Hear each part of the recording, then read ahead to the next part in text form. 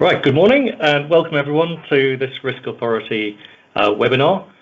We are operating on new technology this time, so if you have any problems, do use the chat function if you can't hear anything or see anything properly, and we'll do our best to remedy it as we go.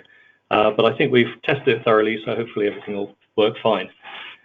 So today's webinar is on cladding system toxicity, and this study commenced following a previous bit of research which we undertook, funded by ABI, the Association of British Insurers, on the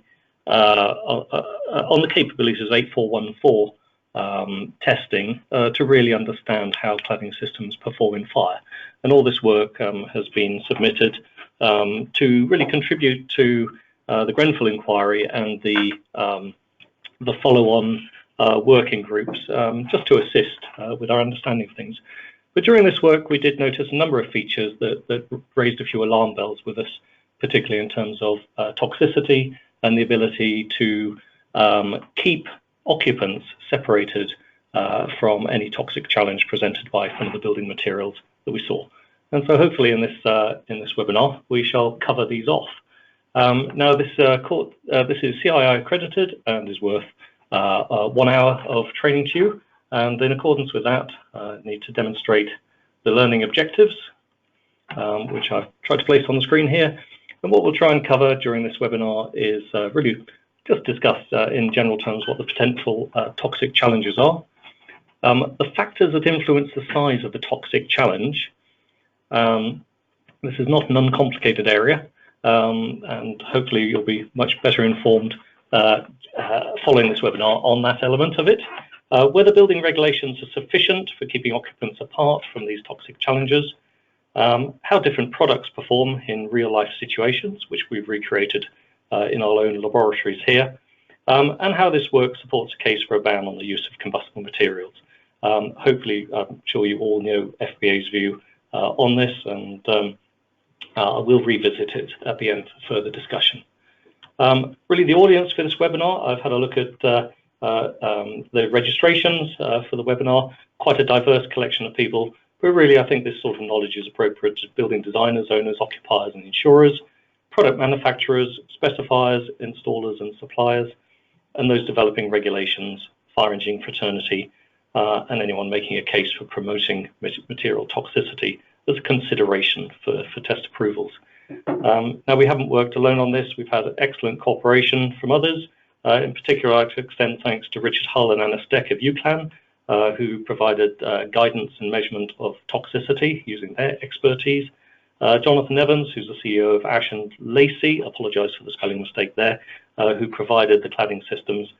And in our own laboratories, John Harbottle and his team in the laboratory as well. So extending great thanks to them. So fire toxicity, normally under fire, the key cause of death is due to a toxic challenge, and this seems to be a trend that is increasing with the increasing use of synthetic polymers. And really our fire safety measures at the moment do focus very much on preventing ignition and reducing flame spread.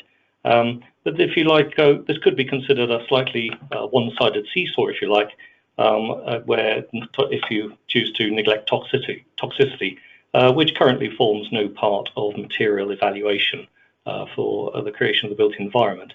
And this was very much the conclusion of the work done by Anna Steck and Richard Hull of UCLAN, and is summarised very nicely in a report that they produced on this. So now I'd just like to look at what contributes to fire toxicity, and this is extracted from that report. Really, fire safety, we look at the hazards and the risks. Obviously, one of the hazards is fire toxicity itself.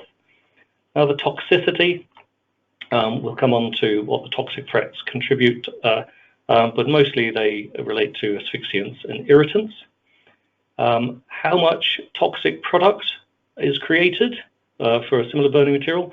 Well, that very much depends on how they are burned and where they burn and what the material is.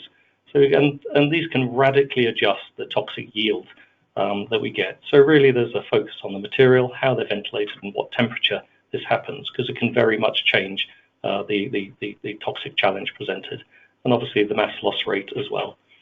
And at the end of the day, the three factors can be used to determine the time to reach a tenability limit for the occupied space.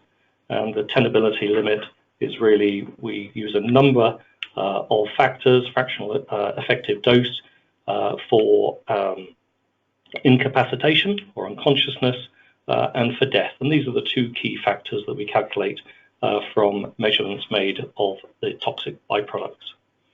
So really looking in order at what the toxic threats are under fire, I'm sure many of you are aware of these. Obviously, it's not just toxicity, it's about any factor that can hinder escape and cause harm to the people.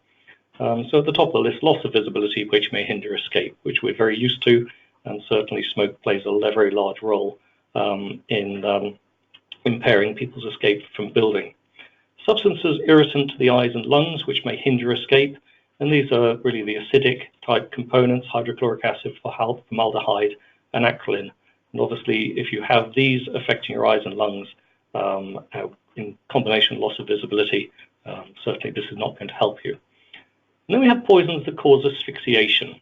Now, mostly when we think of the term asphyxiation, we're talking about actually being deprived of oxygen by having your mouth covered. But actually, this can happen at the, if you like, at the body operating level also. And really the two key elements here are carbon monoxide, which will bond with hemoglobin in the blood preferentially to oxygen, and it does that permanently as well. So basically, if you're in a high carbon monoxide atmosphere, the space taken for the blood to transfer oxygen to the cells is supplanted by carbon monoxide and makes that impossible. So you can become oxygen starved through that mechanism. There's a second one, which really falls at the feet of hydrogen cyanide, another key toxicant, and this works by inhibiting the cytochrome oxidase, which really prevents the use of oxygen by the body's cells. Really, if you want more detail on that, have a look at it on Wikipedia.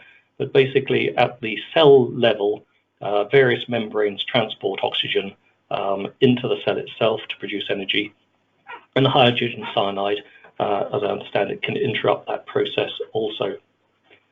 The next one is there are gases which can actually improve the rate of respiration, such as carbon dioxide, which is fine when you're in a healthy atmosphere, but obviously can help to, which is incredibly unhelpful if you're in a toxic environment. So carbon dioxide will increase the rate of breathing of the body, and so the uptake of carbon monoxide and hydrogen cyanide and other toxics and irritants can be speeded up by this process. Obviously, something we're very familiar with is in the event of fire, oxygen gets consumed, and that's unhelpful to any occupant. And then finally, less relevant to this study, but substances that exhibit longer-term toxicity to humans. There's been an awful lot in the news about this lately, particularly particulates, carcinogens, and endocrine disruptors that can impact on the body's hormone systems. And they're not a subject for this really to do with escape, but these are the longer-term things to deal with. Now, when we talk about toxicity, really the working assumption has always been that the sources of toxicity generally stem from the furnishings and contents of the occupied space. This is seems like a not too unreasonable, because we have a fire compartment, we have a lot of furniture, and a lot of effort's gone into making more fire-resistant furniture, and certainly that has had one of the biggest impacts in reducing fire deaths in history by changing the materials of the occupied space. So I think we need to probably have a look again at this as to whether in isolation this is absolutely true. When you see fires of the type of Grenfell and the amount of smoke produced, where it's created, and the materials that they stem from, there really is a great onus on the compartmentation, really to keep occupants separated from these materials, which might be considered on the outside of the building. So we do need to think about whether our building regulations do keep people separated enough.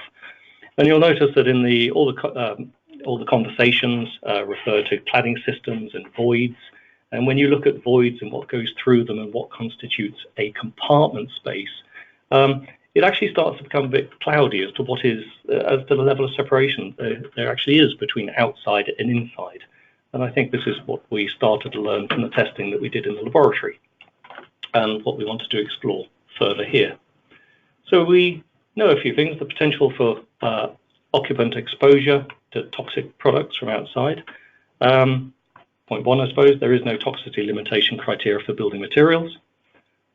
Second point that contributes to things is there's no requirement to fire stop services penetrating the external envelope of the building. Now, this may seem strange to some, but the external envelope of the building is not a wall that forms part of the fire compartment. And so whereas maybe between apartments within a building, you may have to fire stop devices going between apartments through a separating wall, no such requirement is placed where the penetration goes to the outside of the building. So therefore, there is potential for anything that is burning on the outside to come back through unfire stop devices. And we'll show you how we looked at that in the laboratory. And so point three, adhering or aligned with that, is the impact of penetrations on cladding system fire performance is not assessed. So the 8414 test is a very perfect build construction test, yet we see many installations where there are penetrations, but actually that's not how they're tested. And possibly there's a case to say that they should be. Another thing that we've looked at is we do know that fire can spread faster in the cladding void than some reactive cavity barrier devices can operate. I'll talk more about that later. And the fifth point is probably the most complex but the most revealing, and it's to understand how toxic threat is adjusted by the burning scenario itself. When we look at, in that previous slide, looking at what contributes to the toxic threat, ventilation very much plays a part in it, aside from the materials and the temperature at which it all happens as well. And we'd love to demonstrate that quite nicely within this study. So, talked about legitimate breaching of the cladding system by unfire stop devices. Here is a picture from a building which was having its ACM changed for something legitimate. And I think you can see in that picture down the middle there, lots of vents protruding into the void behind the cladding system. And these are typically kitchen vents, bathroom vents, and they may just be plastic. There's no requirement to fire stop them. And indeed, in many cladding systems, they don't even penetrate all the way through to the outside, but instead, louvers are just cut in the ACM to allow steam and heat to get out and for there to change. Now, we've had a look at systems like this in the past, and we know that penetrations like this through potentially combustible materials can influence greatly the performance of the system overall in comparison to how it's tested when they're not included in a test. A414 testing, the normal test for cladding systems, has no requirement to put in these sorts of features, even though they are quite common. So I guess we must assume that whoever's decided it's okay to put in such devices has made an engineering judgment that actually they wouldn't influence the test or the outcome in terms of fire spread. And I'm not too sure I actually hold that anyone could really do that with confidence. Now, we do have some experience of looking at sort of plastic products penetrating the external of the buildings. On the left-hand side there, we know a lot of the source of a lot of light timber frame fires that have gone badly and caused extensive loss actually stem from the use of these plastic air bricks on the outside. These are devices generally employed to vent underfloor cavities, but when they are basically traversing through a building of light timber frame construction, I think you can see on the two left-hand pictures there, they take a flame very readily within sort of 3 minutes from a cigarette lighter. And on that second picture there, you see very quickly you can have a plastic fire burning inside the timber cavity of a timber frame building. And we know from experience some of these fires happen accidentally, discarded cigarettes, mixing with leaf litter, and then impacting on a a vent at low level. Some of them are sort of accidental in terms of people smoking in alleys, posting cigarettes into these vents, which then catch fire. And certainly there may be scope for deliberate arson. But certainly features like this we know in the outside of the building, if you like, a light blue touch paper. Now the two photos on the left are some testing we did in our laboratory looking at ETIC systems. These are external thermal insulated cladding systems, typically applied to buildings as a renovation feature to insulate them better. So thick layers of polystyrene rendered over, and it can enhance the enhance a building and update it thermally. They are systems used on new buildings also. Now, what we found, simply put, in our crude test in the laboratory, burning wheelie bins against this, if you don't have vents in this sort of system, you get a large meltout and burnout area, but it doesn't extend upwards. However, just including those vents, as I think you can just see in those pictures there, we found that gave rise to the ability of the fire to spread uncontrolled from top to bottom. Now, these are crude tests, but they do show an absolute binary change in the fire performance of that given scenario just by introducing a very simple feature like that. And I think it really does build the case that if you're going to test, if test demands realism, you've really got to look at realism in terms of all features. Now, we took this in our cut down 8414 rig into the lab. And on the left hand side, I think you can see we took an entirely fire resisting simulation of a cladding system where we used a mineral fiber insulation, and we just used fire resisting board to simulate the ACM. And I think you can see in the middle picture the gap, the void that's formed up above. And we put in a typical plastic vent fitting in there. And what happened during this in the series of tests, you can see on the left-hand side, you can see a side-on view of the fire. And in the middle picture, you see a thermal imaging view very early on in the phase of the fire, where you can see in the central section where the vent is being heated. And then in the final picture, you can see where it's gone intense red color in that section. Fire has broken into the void. Now, the point about this is that without that vent there, the only mechanism for fire to break into the void and maybe the insulating materials that it might protect behind is for it to break through the ACM first. But by including one of these devices in here, a simple vent, unfire stopped, there's a very rapid route for fire into the void itself. And of course, this could be setting a fire in a void long before any cavity barriers might have actuated. So we think it's a detail of the testing that is omitted but might be relevant, and certainly would encourage further work to be on it. I mentioned cavity barriers, and here is something which may surprise. So cavity barriers are devices put in place to prevent the spread of flame, and they are a requirement at various locations through the cladding system. But within a cladding system, there's a whole range of materials, not just the insulation, but there may be vapor membranes in there as well.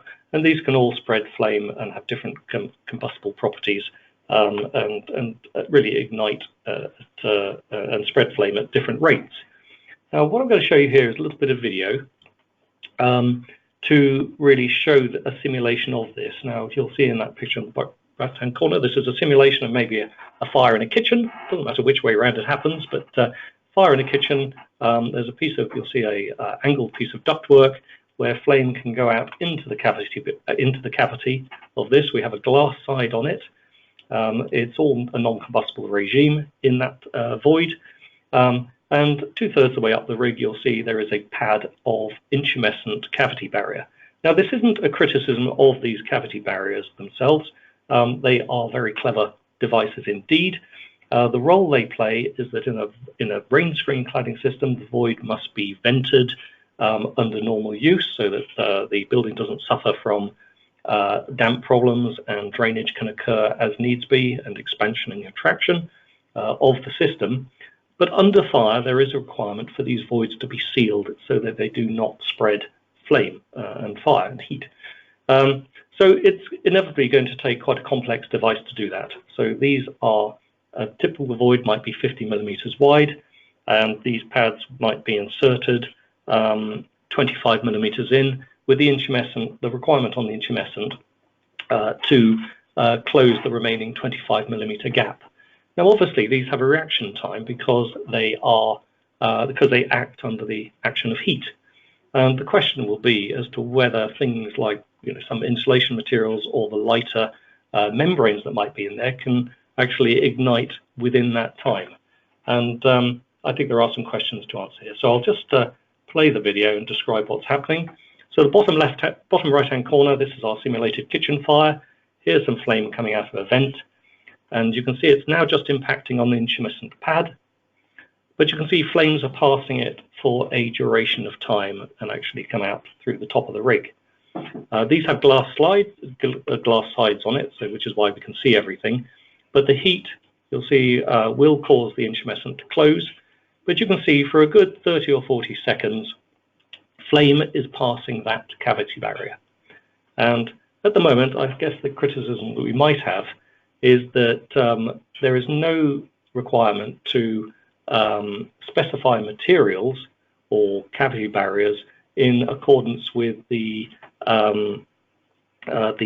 physical, the ignitability, the properties of the materials that they seek to separate. And other tests we've done show that some materials, will now be alight above that cavity barrier, and then we could see a repeat of it going up. So in a way, they are clever devices, but without specifying the full requirements of their appropriateness for the materials they seek to separate, we can certainly see that there can be problems. But they have closed in that video, and you can see it then goes on to suffocate out the fire. So like I say, we can pass a cavity barrier. So, sorry, let me go on to the next one. So in summary on this part, I think we've probably demonstrated in terms of toxicity that fire can enter a void via these soft spots, these devices which don't have to be fire stopped.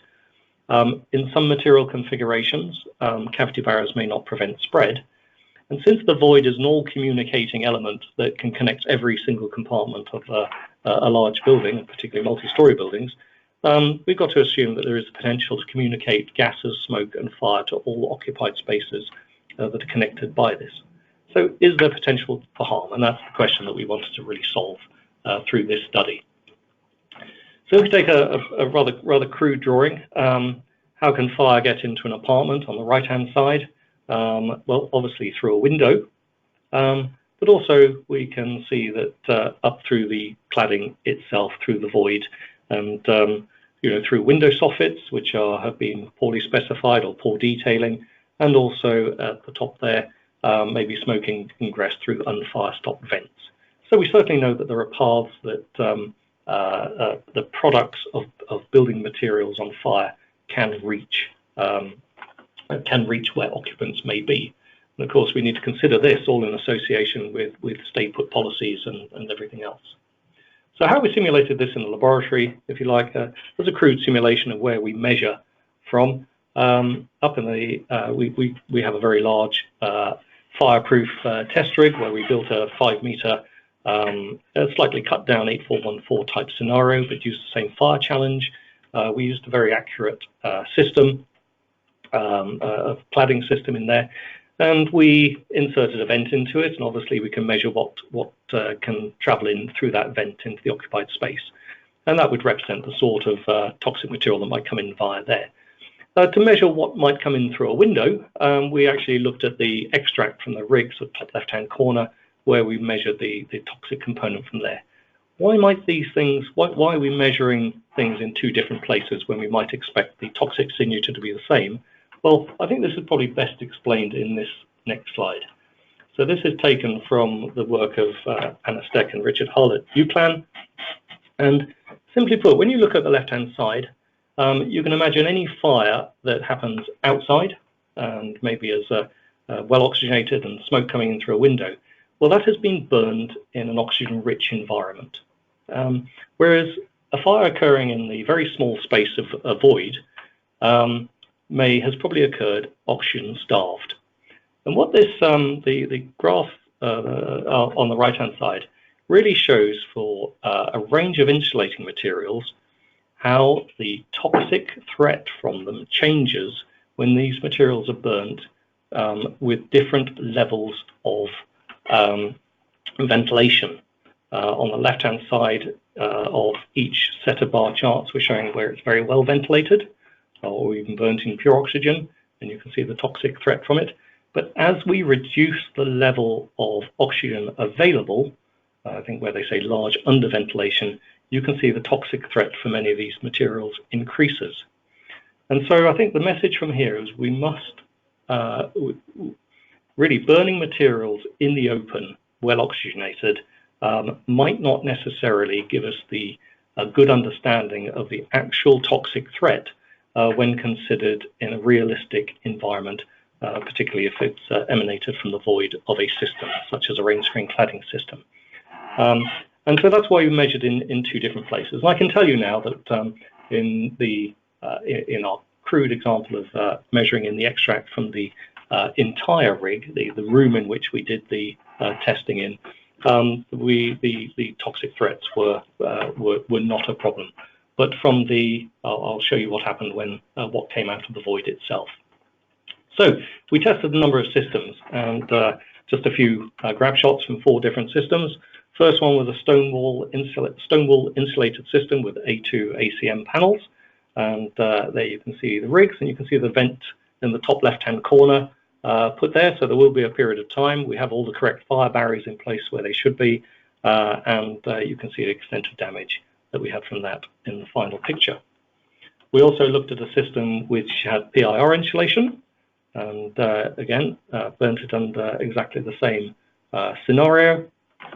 We also looked at a phenolic system with A2 ACM panel, and just to look at the measurements we would take from that. I think you can see those pictures well enough. And then probably the slight oddball one, we felt that we should have a look at the system that approximated in some way to that which was used on Grenfell itself, just because there was an opportunity to do so. Now, this was, in no uncertain terms, a very different test to the previous 3, and we had to stop the test after 12 minutes. I think you can see a very different burning behavior in that middle picture there, where really it was just raining, burning, molten polyethylene from the ACM panel out of there. It was absolutely horrendous. We had to stop the test early. And whilst our rig is constructed of steel, we were starting to get quite concerned about it. So point of note, this was a very different burning scenario than the other 3 that we had. So let's look at a little bit of data. Just quickly, the key measurements are carbon monoxide and hydrogen cyanide, and these are measurements made in the vent that really would connect onto the inside of any building through the cladding system. I think you can see there that the red line at the bottom is from the stone wall, which is predominantly non-combustible, so we wouldn't expect to see much from that. The blue lines being the phenolic, green line being the PIR product that we used, and the PIR in combination with the polyethylene ACM is the orange line, and obviously, as I just said, we had to stop that test pretty early. So how are these measurements used? Well, I mentioned that they are used to determine fractional effective dose. And the fractional effective dose is a property used, I've mentioned, for incapacitation and also for death. And this is the graph, the total fractional effective dose for incapacitation of gases entering a 50 cubic meter room through a 100 millimeter vent. And so if we take those figures, when you pass a value of 1, that is where you would anticipate, that's the value where you would see 50% of the healthy adult population being incapacitated at that level exposure. Now, in terms of engineering and safety, we've got 2 factors to consider. Obviously, 50% is not a very good figure to work to. So if we look at a value of 0.3, that is generally incapacitation of 10% of the healthy adult population. But then that value is eroded again to 0.2 for design purpose generally, because not everyone is healthy, not everyone is an adult. So not a typical engineering figure to work to is an FED of 0.1. And I think you can see there are a number of those systems do pass that threshold after a period of time. Now that's from the period of time from the start of the fire, but also you need to think about when the fire actually reaches the zone of the cladding in which the vent is placed. And so you can see that there is potential for incapacitation by the toxicants which are just entering through that vent into quite a decently sized room. And when we look at the 30-minute mark, the contribution of carbon monoxide and hydrogen cyanide for the different ones, on the left there we have stone wool, middle we have the PIR, and then we have the phenolic on the right-hand side. So that was dealing with incapacitation. The more grisly subject of death, the fractional effective dose of 1 for lethality of gases entering the same size room through the same vent. And the value of 1 represents death of 50% of occupants within 30 minutes, if not rescued. And so you need to think of this in terms of whether they are now incapacitated, whether they have the ability to escape, whether they've been told to stay. All these factors come into play to think about this. And again, we can see that this factor is quite readily surpassed at this scale for these tests. And when we look at the 30-minute value as to what's gone on to contribute to this, well, we have some other factors coming into play. Carbon monoxide, hydrogen cyanide component. I mentioned CO2 because actually in this sort of environment, as these gases come in, you will be receiving the products of combustion, of which CO2 and carbon monoxide are one. And we mentioned that can speed up the rate of respiration and therefore the rate at which carbon monoxide and hydrogen cyanide are ingested. But also coming into play is that oxygen is also depleted. And so these are the factors that have gone in for these 3 products to do this calculation. So I think what we're saying at the end of the day here is that, if I had to summarize, for a 50 cubic meter room connected to a rain screen void via a 100 millimeter vent, the results suggest that for some material combinations, generally the ones with the higher combustible content, incapacitation can occur in around 10 minutes after the fire breaks into the location of the cladding system containing the vent. And if they can't escape before becoming unconscious, death may follow 30 minutes afterwards if they're not rescued. Now, this is a bit of a bold statement, and obviously we do need to think about the levels of realism on this test, but certainly I think it needs to prompt a great deal more work, because but I think we have clearly established that the building regulations do not necessarily separate the occupants adequately from it. It would be a very simple change to make to start to insist on higher levels of separation and fire, and maybe make fire stopping a requirement of devices that breach this part of the enclosure, but it's not currently a feature or a factor. So what I'd like to just really conclude from this is that really 8414 testing neither looks at or allows for an understanding of the toxic threat potential. Really, the regulations are inadequate for the separation of occupants from toxic harm. And I hope that people now have a better understanding that the toxic threat from materials burned in an oxygen-starved environment, such as the cladding void, is many times that of its free burning value. And maybe this is the reason why it's sort of gone under the radar for so long. And maybe now is the time to actually think about these scenarios and these environments where it can be an important feature. So really, we've heard about the combustible ban, which FPA very much supports, although we would like to see the minimum height requirement removed. We also support the banning of single stairwells and the requirement for high integrity detection systems. And also clearly there's a need to really, before stay put policies are adopted, to really understand the building, really probably by quite invasive evaluation before those sorts of decisions to be made. Now, this isn't the end of the talk, but there are a couple of things I'd like to just carry on talking about further. One thing, really just to review the learning objectives as a requirement of the CII accreditation. hopefully we've covered what the potential toxic challenges are. And also, I think the most critical bit, what factors actually influence the size of the toxic challenge.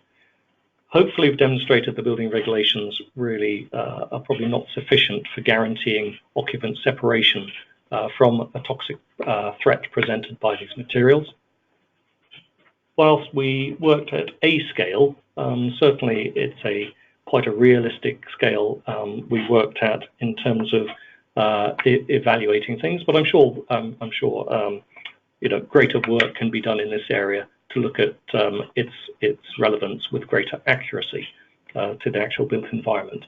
And then how this work supports a case for a ban on the use of combustible materials. Well, I'd like to just discuss that a little bit further.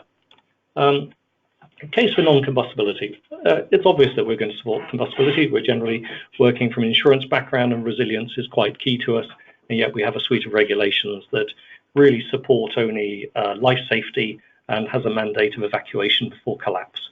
So it's probably not surprising that we support the ban on combustibility.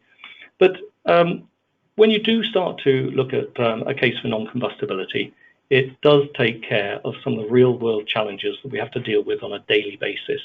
An awful lot of the Grenfell inquiry has been around, inexact installation, whether there was wear and tear over time, modification over time, and also a changing risk environment. All these things we need to deal with over time. And if you do select an exclusively non-combustible materials, it reduces the through-life susceptibility to all of these challenges. And really a non-combustible building can be as safe 10 years, 15 years, 20 years time as the day it was built, all other factors being equal. And this isn't the case where really we are adopting building methods that require encapsulation of poorer performing materials behind higher performing ones, because we know buildings get changed over time, knocked about and adjusted and penetrated for all sorts of reasons. And so you can see that there might be a requirement. But I do still have a bit of a problem with this term of, everyone talks in terms of material combustibility, because I'd like to just refer to some historic work we've done. Just looking at what is non-combustible. And really it can depend upon the scale of the fire challenge set, and this really comes down to being quite core to standards. This is some historic work that we do on sandwich panels. These are generally steel-faced panels with an insulating material in beside, and there you can see 3 pictures of a fire challenge, 3 different size fires, 100, 300 and 500 kilowatts in size. Now when we apply that to, as we did in these tests, to sandwich panels containing polystyrene, if you only tested at the level of 100 or 300 kilowatts and you were presented with a graph on the right hand side but without the final peak on it, you could be forgiven for thinking that as a system that's pretty non-combustible.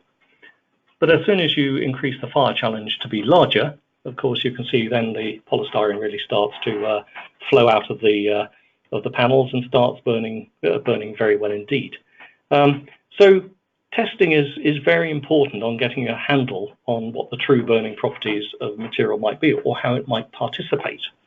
And if we do a look similarly for sandwich panels with stone wool or mineral type insulation, you can see no matter what the threat we place on that, it's not going to play. So the red line is the heat output of the gas burner, the challenge we're facing it, and the black line is the response. And you can see a very small component indeed. So it's basically not playing. Now, so this is when we look at this for a range of materials, now some of these materials, polystyrene, PURs, PIRs, phenolics, cellular glass, stone walls, and the end. When we look at testing in this way, we can see that some of these materials may not actually sustain combustion in their own right. So in terms of combustibility, they're probably deemed not combustible. But that's not to say that they don't participate in the fire when a flame is applied to them. And you need to start thinking about whether you are better off having these materials or not having these materials present in a fire scenario. And really, this does lead us on nicely to really be thinking less about combustibility and really more about material participation. Can it participate in the fire? And when you start thinking about things in this way, really we obviously have materials that burn unacceptably, but Materials that burn unacceptably can be made to burn within the requirement by geometry factors, covering them, coating them, protecting them in some way, and as we've discussed, or by using fire retardants as well. That's another way. But having said that, we know that some of these materials, when you do, subject them to an external fire of some type, they will start to participate. It's not that they do nothing. We also have materials that burn but not self-sustain. But again, when they are in a fire, they do contribute to fire size, even though they don't burn in isolation. And then we have the inherently non-combustible materials that don't burn at all. We do believe that we've got a little bit of a one-sided seesaw at the moment by just thinking of combustibility. And we do feel that if toxicity is brought into the equation, or like the previous graphs I've shown you, the ability of materials to participate in fire and make a fire bigger, even if they are not the source of the fire itself, then at the end of the day, probably only truly non-combustible materials are likely to prevail at the end of the day. I hope this has been of interest to you. The full report is available on the FBA website. On that link, you can just go to the search bar and type toxicity, and you'll find it. And there is some more work, further work being done by UCLAN on other samples taken from this study on the longer term effects of the chemical species that might fall into that last category of toxicity we talked about, that might deal more with risk from cancer and other type of longer term effects of fire. So I hope that has been of interest to everyone. We've had a very good number of people listening in, which I'm very pleased with. So I'd like to thank you for your participation. If you've got any questions on this, please do, don't hesitate to contact us and email them in. I'm not too sure whether we've had any during this that I can answer or am prepared to answer. But while I get a sight of those, I'd just like to highlight the fact we have another webinar on the 27th of August, where it was another Grenfell initiative funded by the Association of British Insurers, producing a technical guidance note for residential sprinkler systems designed to BS 9251. Now, I know that document has since been up. There is now a competing document, BSEN 16925. But really, this document seeks to really ensure quality in the introduction of sprinkler systems in the residential environment. It has quite I would say, a loose and fast standard to install to. So we really tried to bring an approach to that is very much in keeping in terms of promoting competency and quality of installation and product and certification. And that will be the subject of the next one. So we have a couple of yes, we have a couple of questions. One is asking, thank you, Jeremy, for this, really asking about what our recommendations might be for how we test materials in the future. Now, we've been responding to all of the working groups, particularly the ones working on A414 and how standards need to change for that, and making recommendations as what we feel needs to change.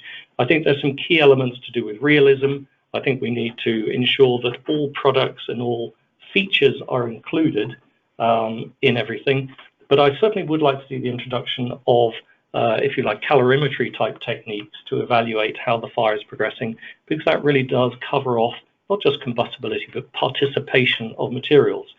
And as soon as you start to collect gases for calorimetry, then you are also collecting gases in a fit form a fit and measured form to conduct toxicity studies in also.